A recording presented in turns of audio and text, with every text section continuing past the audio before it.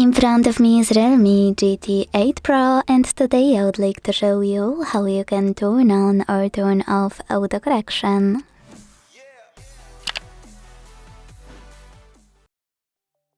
Begin by opening Settings and scrolling all the way down right away. Don't worry, I tested it, it will work. Because here you can tap on System and Update and then select Input Method right away. When you're ready, tap on Manage Keyboards and finally Gboard.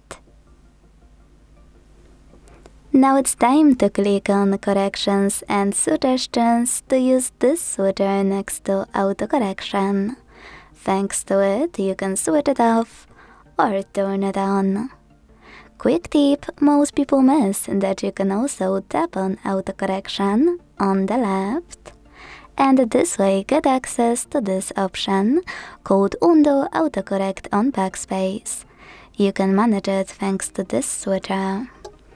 Personally, if you are planning to use autocorrection, I would recommend to try this option too, because it's making usage of autocorrection even better on daily basis.